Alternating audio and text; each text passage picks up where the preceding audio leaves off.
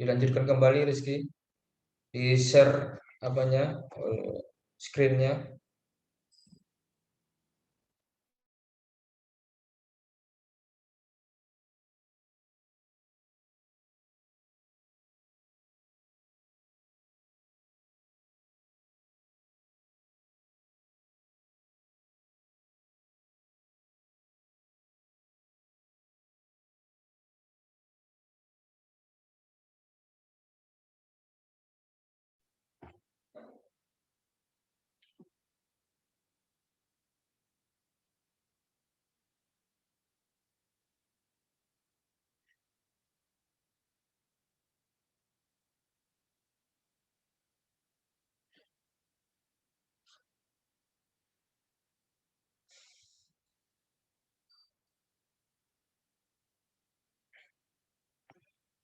Ya, silakan lanjutkan.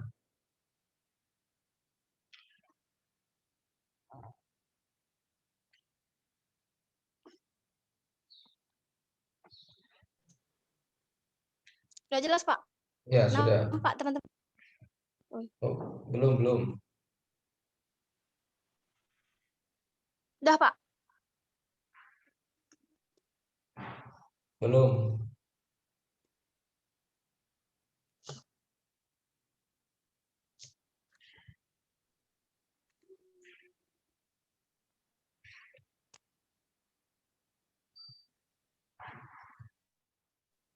Penjelasannya dipersingkat ya. Ya, Pak. Udah nampak?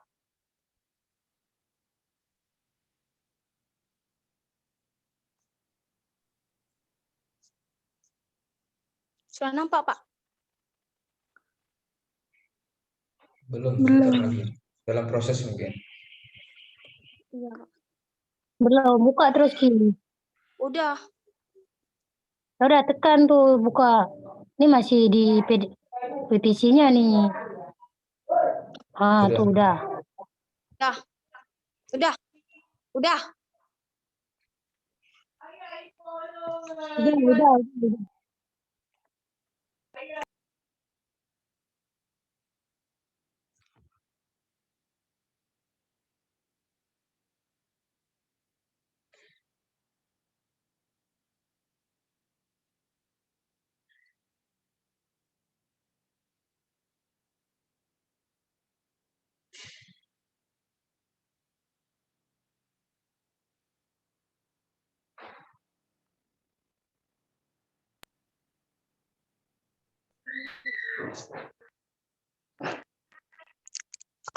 Lanjut ya, teman-teman.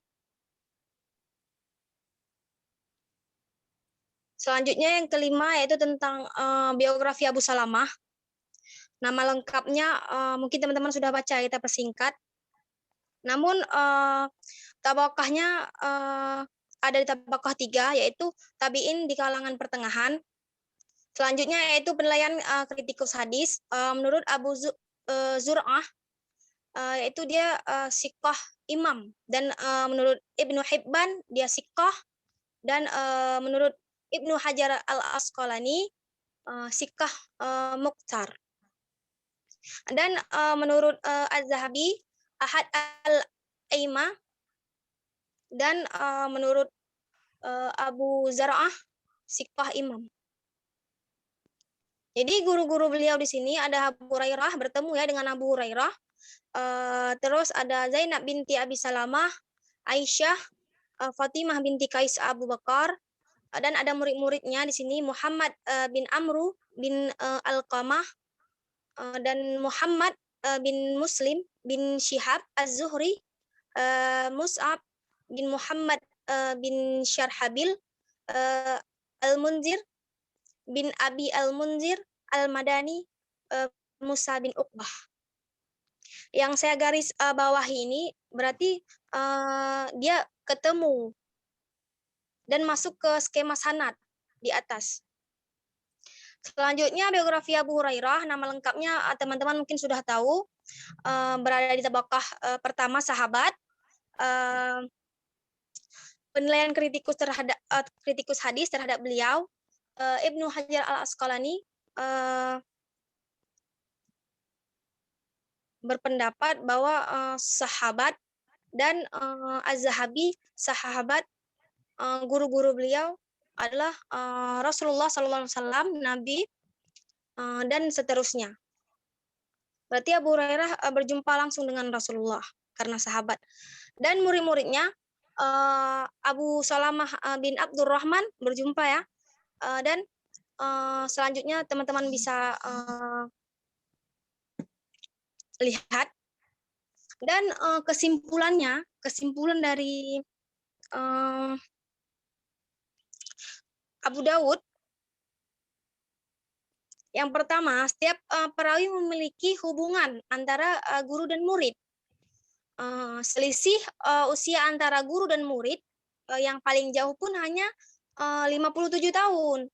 Dan dalam penilaian jar wa ta'dil, semua perawi dinilai sikah, saduk, hafiz. Adapun lafal tahammul wa adanya, perawi dalam jalur ini tuh menggunakan qalu wa'an wa haddatsana. Jadi yang kesimpulan kedua, ini dapat dipastikan sanad dari jalur riwayat Abu Daud ini muttasil. Dan dapat dikatakan sanadnya itu sahih. Gitu. Jadi yang kedua, dalam kitab At-Tirmizi, nama lengkapnya mungkin teman-teman sudah tahu, tabaqah ke-12, tabi'ut atba, kalangan muda, penilaian kritikus hadis terhadap beliau. Yang pertama ada Ibnu Hajar al-Asqalani, Ahad al-Aimah, dan Az-Zahabi, Hafiz. Jadi guru-gurunya di sini Ahmad bin Nas bin Ziyad al-Quraisy, An-Naisaburi, An-Muqari, Al-Fiqhi al-Zahid. Jadi teman-teman bisa baca ya guru-gurunya ya. Mungkin ada beberapa. Dan murid-muridnya di sini ada Al-Husain bin Hurais, bertemu ya. Dan lain sebagainya. Lalu kita membahas tentang biografi Al-Husain bin Hurais. Nama lengkapnya teman-teman bisa baca, berada di tabaqah 10 kalangan tabiul atba, kalangan tua. Dan penilaiannya kritikus terhadap beliau. Di sini ada Ibnu Hibban disebutkan dalam As-Siqah, dan ada An-Nasai Siqah. Begitu juga dengan Ibnu Hajar al-Asqalani Siqah juga. Jadi guru-gurunya di sini ada Al-Fadil bin Musa As-Sinani, berjumpa ya. Dan ada murid-muridnya Al-Bukhari, Muslim, Abu Daud, dan At-Tirmizi. Jadi sekarang kita membahas tentang Al-Fadil bin Musa As-Sinani. Nama lengkapnya teman-teman bisa baca. Dia berada di tabaqah ke-9, yaitu tabi'in kecil. Penilaian kritikus hadis terhadap beliau, Ibnu Hibban mengatakan siqah, Ibnu Syahin siqah, Yahya bin Ma'man juga siqah, dan selanjutnya juga siqah, saduk, dan siqah sabat.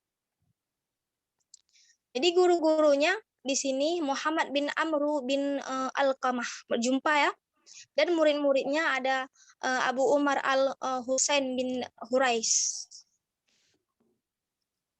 Selanjutnya kita membahas tentang Muhammad bin Amru. Beliau berada di tabaqah ke-6, yaitu tabi'in, kalangan pertengahan. Dan penilaian kritikus hadis terhadap beliau juga siqah, saduk, ada juga yang laisa bihi ba's. Guru-gurunya saya akan membaca yang berjumpa saja ya. Ada Abi Salamah bin Abdurrahman bin Auf, dan murid-muridnya berjumpa nih dengan Al-Fadl bin Musa As-Sinani. Yang seterusnya Abu Salamah, mungkin saya sudah bacakan di atas tadi Abu Salamah biografinya. Dan Abu Hurairah sudah saya bacakan ya. Jadi kesimpulannya, setiap perawi memiliki hubungan antara guru dan murid, selisih usia antara guru dan murid yang paling jauh pun hanya 52 tahun. Dan dalam penilaian jar wa ta'dilnya, semua perawi ini dinilai siqah, saduq, hafiz. Adapun lafal tahammul wal ada, perawi dalam jalur ini yaitu menggunakan qala wa an wa haddatsana. Jadi yang kesimpulan yang kedua, jadi dapat dipastikan sanad dari jalur riwayat Tirmizi ini muttasil, dapat dikatakan sanadnya itu sahih.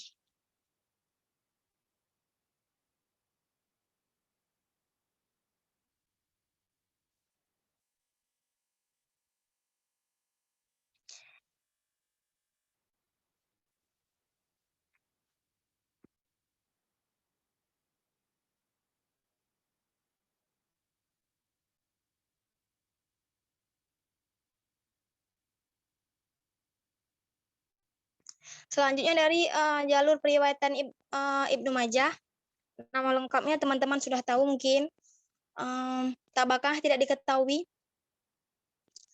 Penilaian kritikus hadisnya Ibnu Hajar al-Asqalani ahadul a'immah hafiz, dan Az-Zahabi hafiz, guru-gurunya Hisham bin Umar berjumpa ya, dan murid-muridnya Abu Amru Ahmad bin Muhammad bil Hakim al-Madani al-Asbahani dan seterusnya. Yang kedua kita bahas tentang Hisham bin Ammar yang berjumpa, nama lengkapnya teman-teman bisa baca, ada di tabaqah ke-10 tabi'in kalangan biasa. Penilaian kritikus hadis terhadap beliau siqah. Dan Ibnu Hajar al-Asqalani pun berkata saduq. Guru-gurunya Al-Walid bin Muslim, jumpa ya. Dan murid-muridnya ada Bukhari, Abu Dawud, An-Nasai, dan Ibnu Majah. Jadi selanjutnya kita akan membahas Al-Walid bin Muslim. Beliau berada di tabaqah ke-8 tabi'in kalangan pertengahan. Penilaian kritikus hadis terhadap beliau, Ibnu Hajar berkata siqah. Guru-gurunya Abdurrahman bin Amru al-Auza'i, dan murid-muridnya Hisham bin Ammar yang berjumpa. Jadi yang selanjutnya kita membahas tentang Abdurrahman bin Amru. Beliau berada di tabaqah ke-7 tabi'in kalangan tua. Dan penilaian kritikus hadis terhadap beliau siqah. Dan guru-gurunya Qatadah bin Da'amah. Dan murid-muridnya yang bertemu Al-Walid bin Muslim. Selanjutnya itu Qatadah bin Da'amah. Beliau berada di tabaqah ke-4 tabi'in kalangan biasa. Penilaian kritikus hadis terhadapnya siqah. Guru-guru yang berjumpa adalah Anas bin Malik. Murid-muridnya yang berjumpa adalah Abdurrahman bin Amru al-Auza'i. Soalnya kita akan bahas Anas bin Malik. Beliau ada di tabaqah pertama ya, sahabat. Dipersingkat. Selanjutnya itu kesimpulannya. Yang pertama, setiap perawi di sini memiliki hubungan antara guru dan murid. Selisih usia antara guru dengan murid yang paling jauh pun hanya 50 atau 51 tahun. Dan dalam penilaian jar wa ta'dil, semua perawi di sini dinilai siqah, saduq, hafiz. Adapun lafal tahammul wal adanya para perawi dalam jalur ini yaitu menggunakan qala wa an wa haddatsana. Jadi dapat dipastikan sanad dari jalur riwayat Ibnu Majah ini mutasil dan dapat dikatakan sanadnya ini sahih. Selanjutnya di jalur kitab Musnad Imam Ahmad, saya akan membaca kesimpulannya saja. Teman-teman mungkin bisa membaca yang lainnya. Kesimpulan yang pertama, setiap perawi memiliki hubungan antara guru dan murid. Selisih antara guru dan murid paling jauh hanya 42 sampai 43 tahun. Meskipun dalam jalur Ahmad bin Hanbal ini ada perawi yang bernama Abdullah bin Lahiyah yang dinilai dhaif. Tetapi setelah diteliti di dalam kitab perawi yang melakukan tadlis, beliau tetap dinilai siqah karena dhaifnya itu hanya sedikit, Jadi bisa diterima. Jadi yang kedua dapat dipastikan sanad dari jalur riwayat Ahmad bin Hambal ini mutasil, dapat dikatakan sanadnya sahih. Yang selanjutnya saya akan membahas tentang kritik matan redaksional. Jadi di dalam 4 jalur tadi kita mengambil matannya saja. Jadi kesimpulannya teman-teman bisa baca matannya di sini dalam kitab Sunan Abi Daud, Sunan At-Tirmizi, Sunan Ibnu Majah, dan Musnad Imam Ahmad.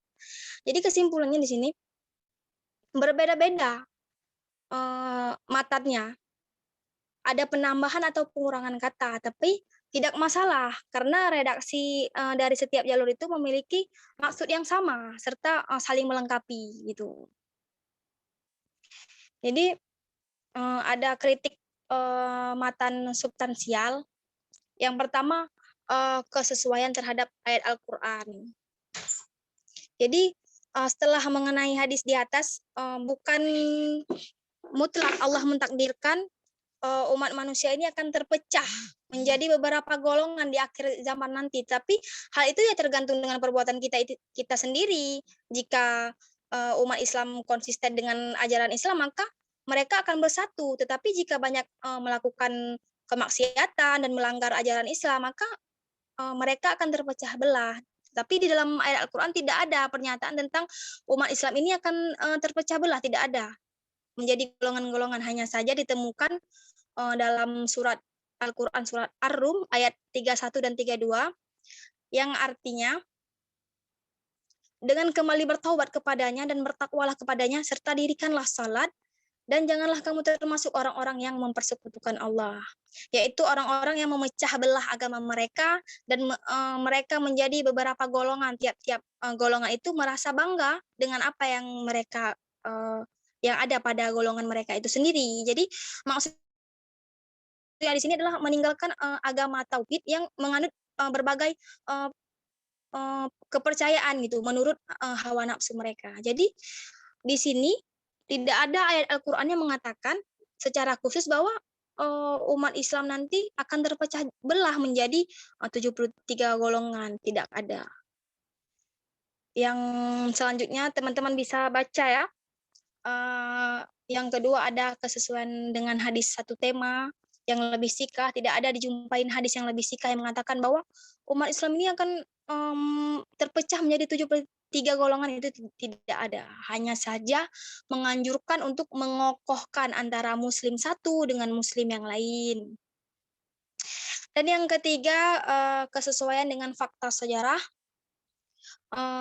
Benar bahwa pada zaman dahulu umat Yahudi dan Nasrani ini berpecah belah, mereka saling menyalahkan satu sama lain. Yahudi mengatakan Nasrani tidak punya pegangan, begitu juga dengan sebaliknya. Tetapi Nasrani mengatakan bahwa umat Yahudi ini tidak mempunyai pegangan, padahal mereka sama-sama pembaca Alkitab. Gitu. Jadi intinya perpecahan umat terdahulu itu karena penyelisihan mereka terhadap Alkitab mereka sendiri gitu.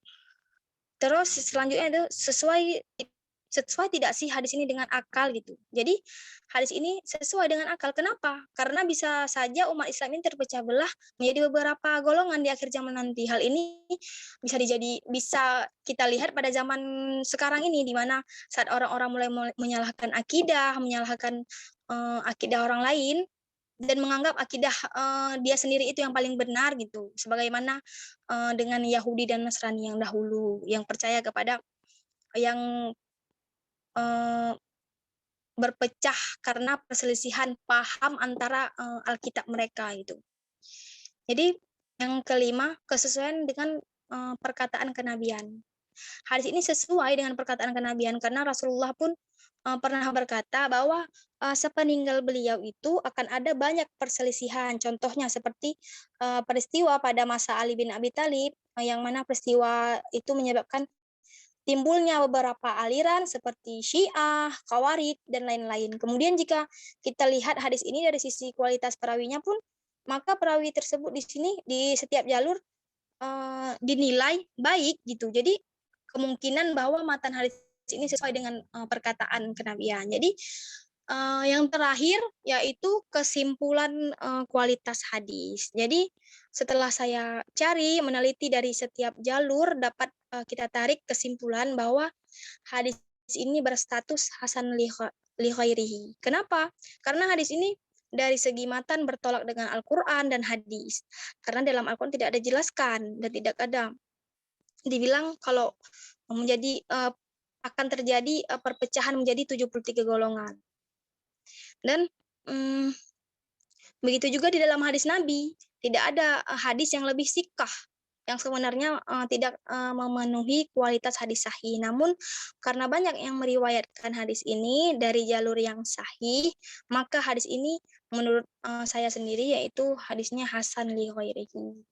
Mungkin hanya ini teman-teman yang dapat saya sampaikan. Lebih dan kurang saya mohon maaf. Mungkin teman-teman ada yang bertanya ataupun ada yang ingin kita diskusikan, silakan. Ya, silahkan.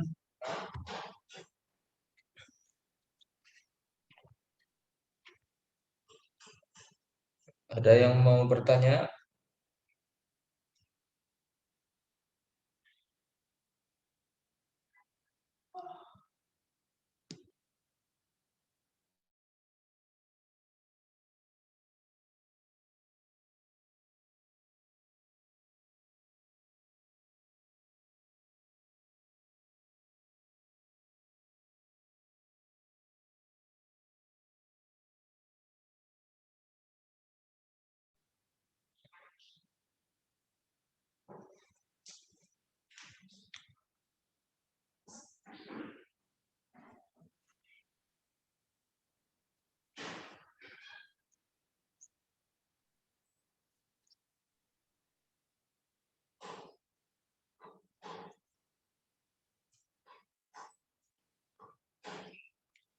Kalau tidak ada, kita coba lihat satu persatu.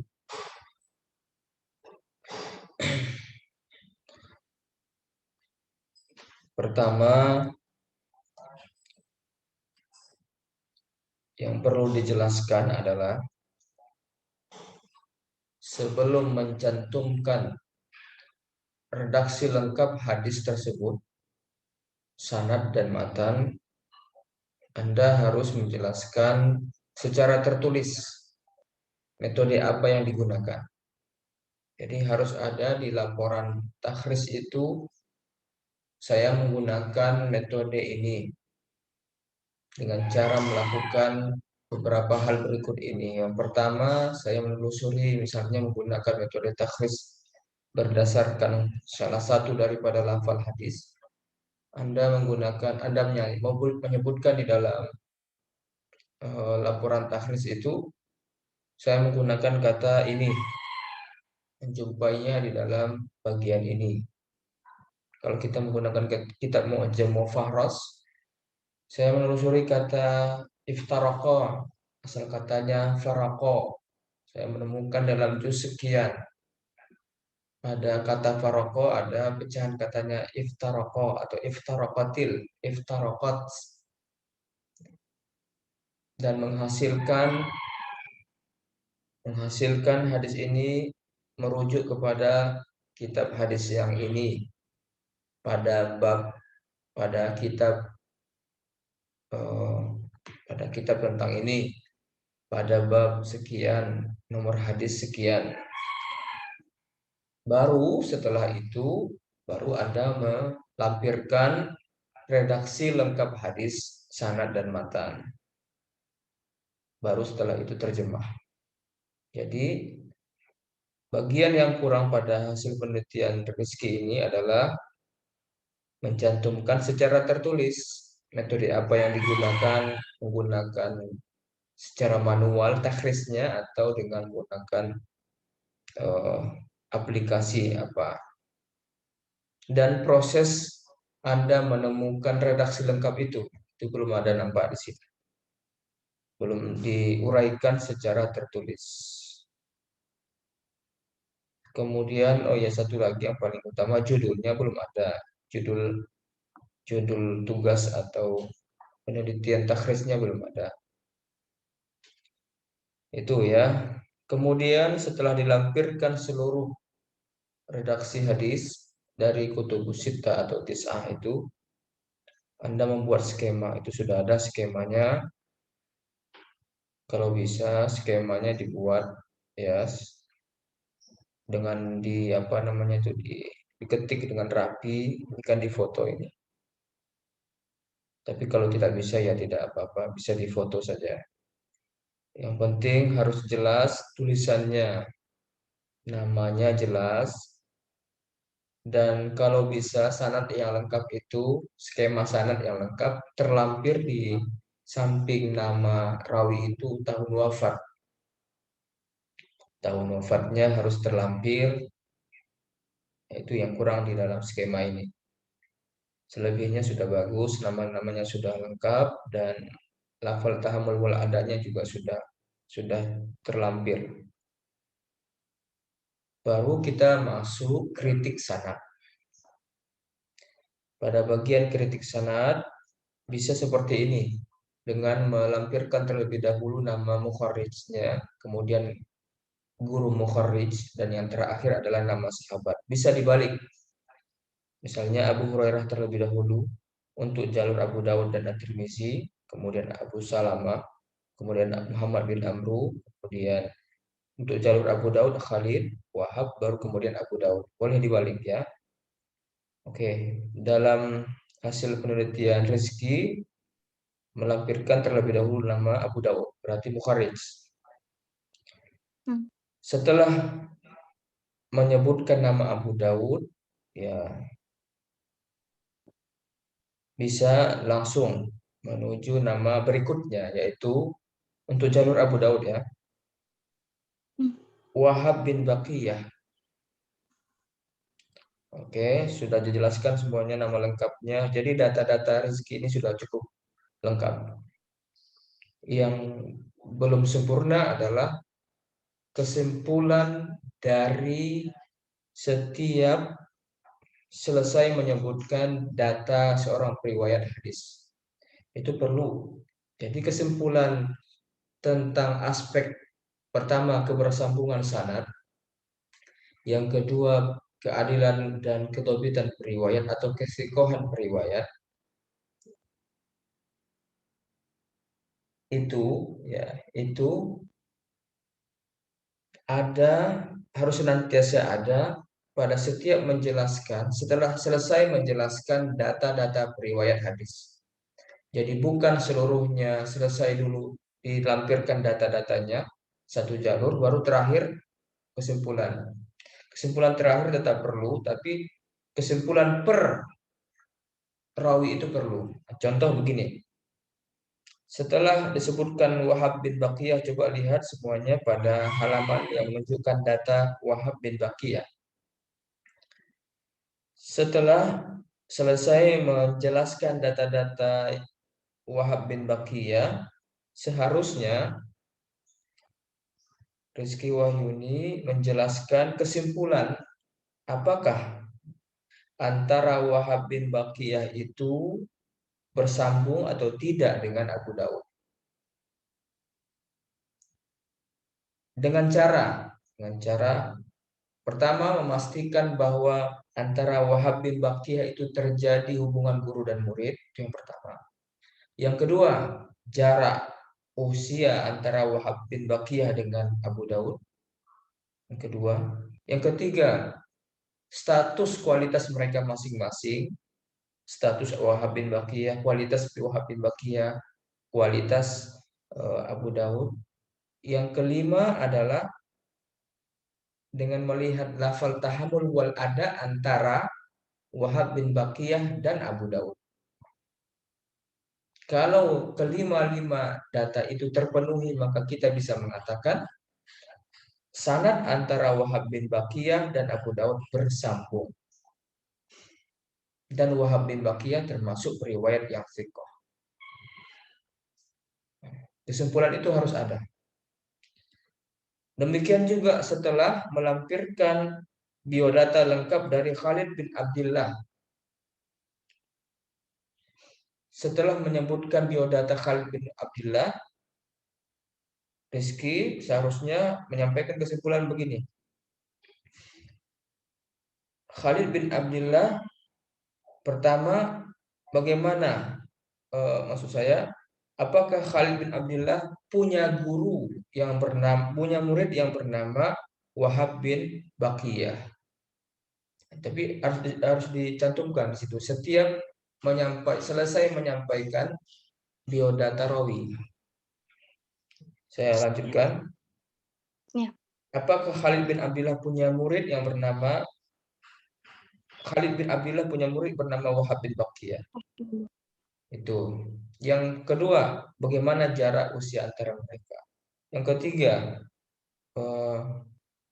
kualitas mereka bagaimana? Kualitas Khalid bin Abdullah maksudnya. Karena kualitas Wahab tadi sudah di depan. Yang keempat, lafal tahammul wal ada antara Khalid bin Abdullah dengan Wahab bin Baqiyah. Kalau kita lihat di sini, di skema itu, Khalid bin Abdullah dengan muridnya Wahab bin Baqiyah tidak menggunakan lafal haddatsana atau akhbarana, tapi menggunakan lafal an. Nah, ini menjadi persoalan ini. Jadi setiap riwayat yang thiqah, istilahnya thiqah ya, bukan thiqah. Yang betul itu penyebutannya thiqah, bukan thiqah. Nah, Khalid bin Abdullah adalah guru daripada Wahab bin Baqiyah. Pertanyaannya, status Khalid bin Abdullah yang thiqah tapi meriwayatkan hadis kepada muridnya Wahab bin Baqiyah dengan cara an, atau Wahab bin Baqiyah menerima hadis dari Khalid bin Abdullah dengan menggunakan kata an. Coba Anda lihat skemanya kan begitu ya pada bagian Abu Daud, an. Wahab bin Baqiyah an Khalid. Lihat di skema sanad. Wahab bin Baqiyah an Khalid. Nah, ini persoalan ini.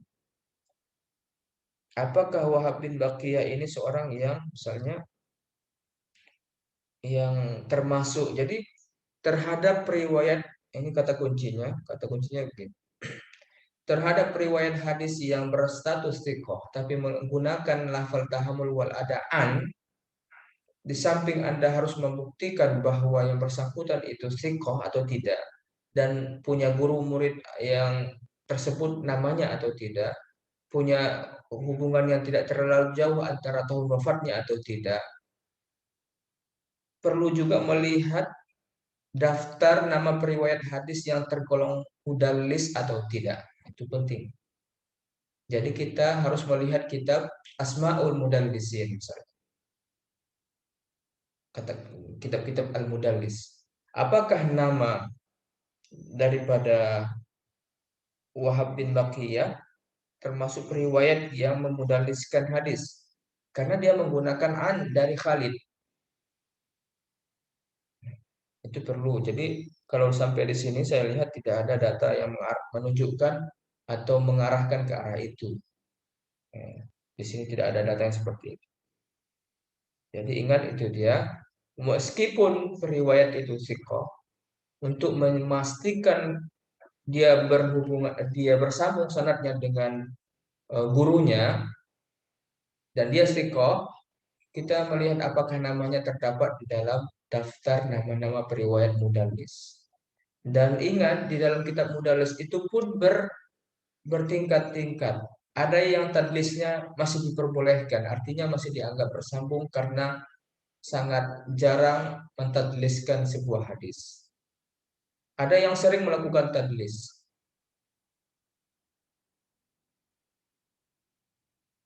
Ada yang memang dikenal sebagai mudallis. Nah, jadi itu pun bertingkat-tingkat. Memang tadi ada pada bagian akhir Rizky menyebutkan tentang tadlis, tetapi harus dijelaskan juga pada setiap tingkat itu, setelah mengakhiri biodata rawi, itu ada penjelasan seperti itu.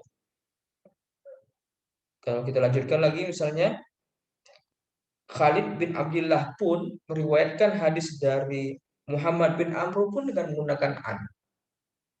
Nah, jadi pertanyaannya juga sama seperti yang tadi, apakah Khalid bin Abdullah itu termasuk nama yang mudallis dari Muhammad bin Amr? Itu yang belum, jadi belum ada di dalam hasil takhris ini. Jadi kalau kita lihat Muhammad bin Amr statusnya kan sudah jelas ya. Ada yang mengatakan salihul hadis, laisa bihi ba'sun. Ada yang mengatakannya thiqah. Jadi tidak bisa masih senada antara sikoh dengan laisa bihi ba'sun dan soduk masih kita anggap dia sikoh atau soduk ya, tidak terlalu jauh. Nah, apakah dia memiliki murid yang bernama Khalid bin Abdullah? Kemudian bagaimana jarak antara tahun wafatnya Muhammad bin Amr dengan Khalid bin Abdullah? Kemudian lafal tahmul wal adanya tadi an. Nah, ini jadi persoalan an. Kemudian kualitas Abdullah bin Amr. Jadi apa ini kesimpulan kamu ini, Rizky? Kualitas Muhammad bin Amr, sikoh atau soduk? Di mana itu Pak? Di jalur riwayat mana Pak? Muhammad bin Amr dari jalur Abu Daud. Kualitas Muhammad bin Amr itu kamu simpulkan sikoh atau soduk, kan beda itu kan. Kalau sikoh kan pasti hadisnya sahih. Kalau soduk kan biasanya hadisnya hasan. Apa kesimpulan kamu sini? Karena kan tidak ada kesimpulan per nama rawi kan.